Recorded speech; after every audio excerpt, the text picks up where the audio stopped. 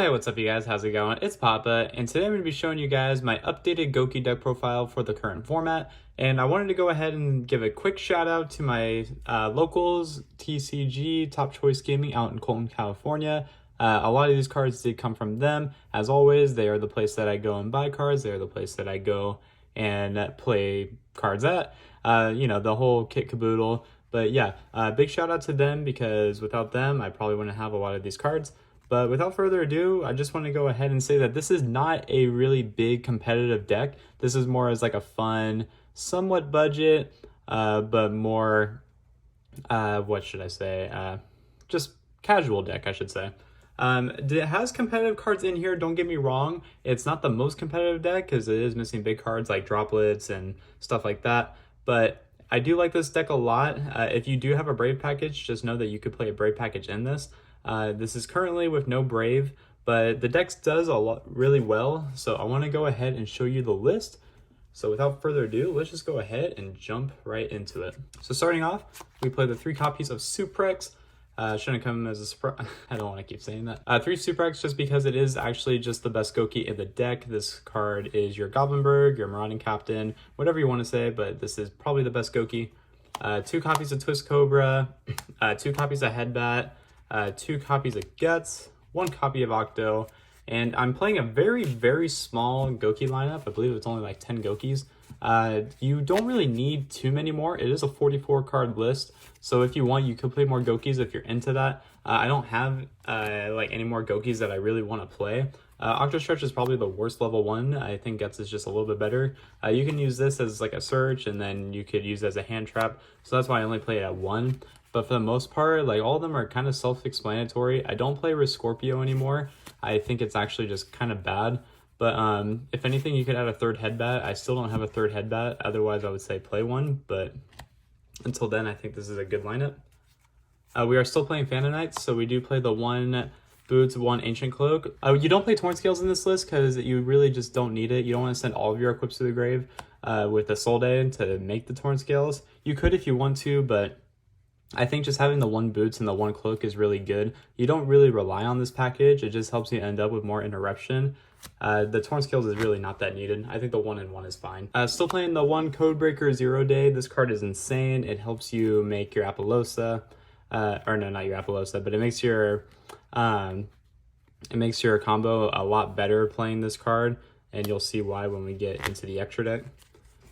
2 copies of Red Lair. I don't think I was playing this in my last list. I think I was just playing Junk Forward, but I'm not playing Junk Forward at all in this list. In fact, the Warrior Extenders are very small because the combo is just so linear. We play the 2 Red Lair with the 3 Fireflint Lady. If you want to play Durendal, you can. I don't play Durendal, but I think just hard drawing the Fireflint Lady, since this is not like a 50-60 card Gouki build, I think playing just the 3 is fine with no Durendal. I could be wrong though. It's really just preference.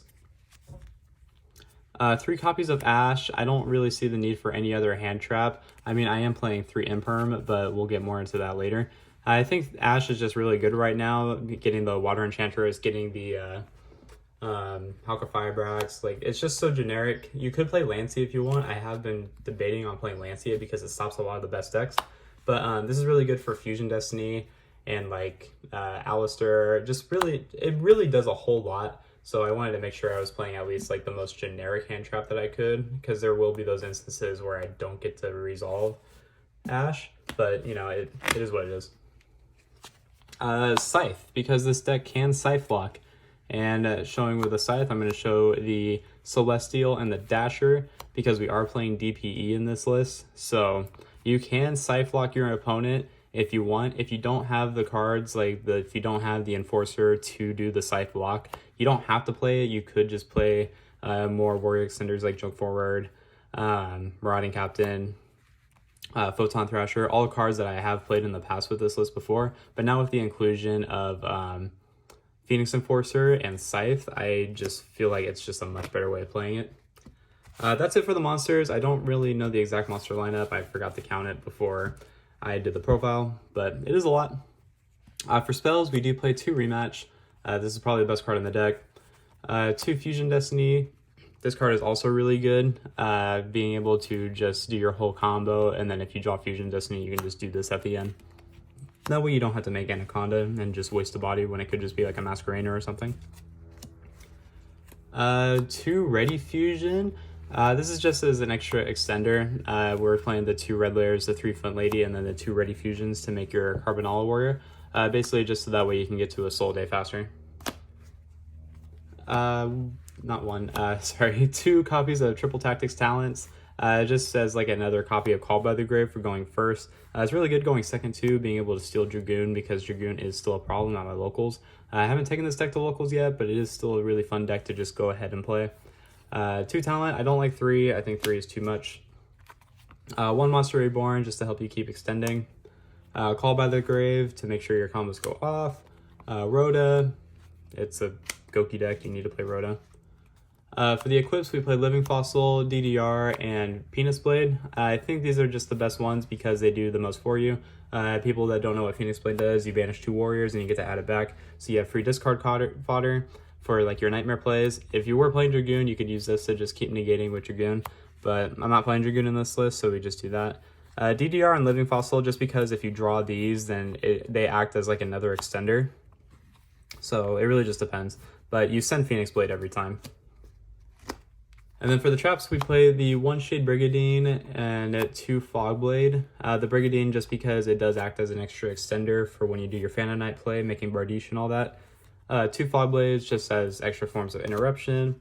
And then the last trap we play is the 3 Imperm. This does conflict very rarely with Shade Brigadine, but I do like playing the Imperm just because it can't be hit by Call by the Grave. It dodges cards like Triple Tactics Talent.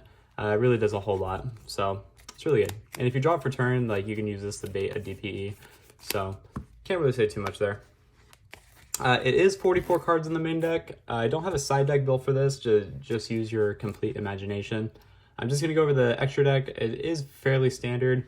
We are playing double a Soul Day. If one gets interrupted and you have to pass turn, you're just going to have to hope that your hand traps can get you there. At least until you can set up for next play where you can just make the other Isolde. So you just want to make sure you have 2 Isolde in the deck at all times.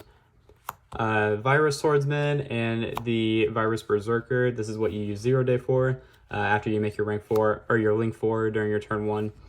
These basically become your best friends, which this will summon into this. This will summon this in the 0 Day back out, and then you can just keep doing link plays from there. Spider for the Shade Brigadine, because sometimes it does come up. Link Haribo, just to keep extending. Masquerena for when you hard draw Fusion Destiny. If you draw Fusion Destiny, then you don't need to make the Anaconda, but if you don't draw Fusion Destiny, make the Anaconda, obviously. The Masquerena will just act as this, so that way you can, still have an extra form of interruption. Dagda, just to set up your Scythe in case you don't draw it, but let's be honest, let's not draw it. Brigadine, I shouldn't say too much about this. This card is amazing, probably one of the best links of all time. I love this card to death. Nightmare Unicorn for the Masquerena. Apollosa, because you're setting up this so that way you don't get hit by Nibiru, but let's be honest, you're probably going to get hit by Nibiru, so if you have Brave cards, use Brave cards. If not, just stick with the Apollosa. Fun fact is that you do 5 summons before you do make the Apollosa, so they'd have to hit you at the 5th summon, or else they're probably going to be losing the game. Unless they have Valor Imperm, but they probably do. 1 Access Code Talker, just to be able to go for game, going second. This card's always nice. This card's always going to be busted. 1 Phoenix Enforcer. This card is insane in this deck. I still really like Dragoon. I really do, with the amount of hand advantage that you get playing this deck. But don't get me wrong, like, this card is just too broken right now. This with Scythe is just insane. Like, don't get me wrong, when Scythe does get banned, and hopefully it does get banned, like how they banned IO, we'll probably be going right back to Dragoon. And the last card I played in the extra deck was... Ooh, that's awful glare. The last card I played in the extra deck was the Carbonala Warrior for Gesture Extension. But yeah, guys, that's going to go ahead and do it for the deck profile. Let me know what you thought about it in the comment section down below. I do like this deck a lot. It's a really fun combo deck if you don't like playing like Sword Soul, or you don't like playing Phantom Knight, Pranked Kids. If you don't have the money to afford those decks, then just go ahead and play something fun and budget. You could play Power Load Ogre if you have it. I don't have it, so I just don't play it. But it is a really good boss. It has a really hard matchup against Sky Striker. Like, Sky Striker just can't out Power Load Ogre. So that's something to keep in mind of. Eldritch has a hard time dealing with it as well. But the deck's really cool. It's a whole lot of fun to play, especially if I haven't played it before. I'd recommend that you go and watch my past profiles where I have done combo tutorials on how to do your opening boards, just the kind of boards that they can make. And when you compare it with Scythe and DPE now, it's really a whole lot of fun. I mean, don't get me wrong, knocking your opponent out of the extra deck is a really great time for you and not for your opponent.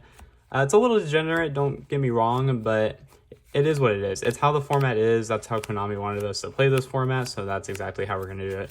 But until next time, guys, this has been Papa, and I will catch you all in my next video. Take care, everyone.